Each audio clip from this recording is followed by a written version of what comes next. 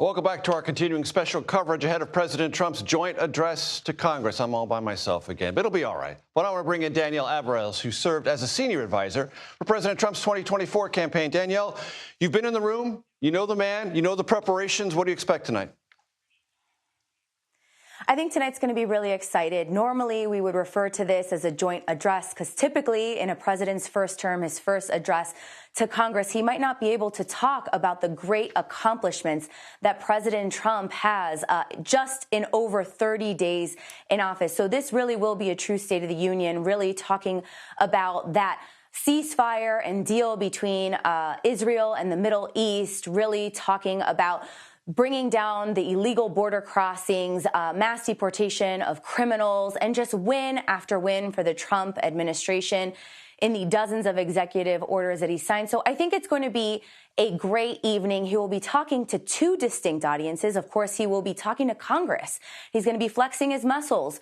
Again, he won with a mandate from the American people. So he's going to put some pressure, I think, to let those members of Congress know to start putting some bills on his desk, make sure that he can keep delivering for the American people. But he's also going to be talking to the viewers at home. I think it's going to be an exciting night, and we can expect some surprises from President Trump. What surprises are you expecting? Well, we know that he doesn't always stick to the script. He always likes to have a little fun. We heard J.D. Vance earlier talk about, it's going to be a really fun night. He's going to enjoy watching. We know that they've released a list of some. I imagine that it is not all of the guests that will be in attendance. And we also know that President Trump can really work a room and really work a crowd. He understands, again, that audience of Congress members that will be in front of him, House members, Senate members who will be in the room with him. But he also, again, knows that he's addressing to the American people. He's a great statesman, and he really knows how to have a good time. And coming off of the sprint of the last 30-plus days, again, to reiterate all of those wins, I think he's definitely going in feeling really good and feeling very confident, as poll numbers have shown. And Danielle, I wonder if you think that this is a kind of transition point from executive actions and executive orders to legislative realities, getting through a government shutdown, getting the reconciliation bill, which would contain policy, but most importantly for the president and the White House, extension of the Trump tax cuts from 2017. Is this a transition speech to tell those Republican members of Congress, Senate and House, get going? I absolutely think it has to be.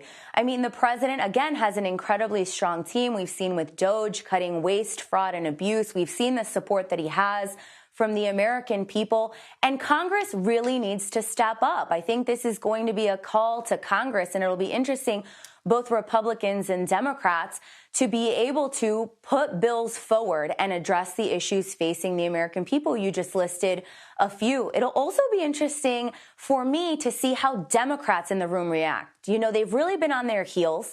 They haven't figured out their footing. They haven't figured out how to counter President Trump. President Trump really is tackling 80-20 issues that are extremely popular for the American people. So it'll also be interesting to see how they react to his speech and what moments elicit their applause and what moments, they stay quiet on. Because, again, they haven't found their footing. They haven't found their right messaging. They're so accustomed to just opposing President Trump. But that becomes very difficult when you see, even in CBS's own pollings, the great success and the favorability that President Trump and his policies have with the American people.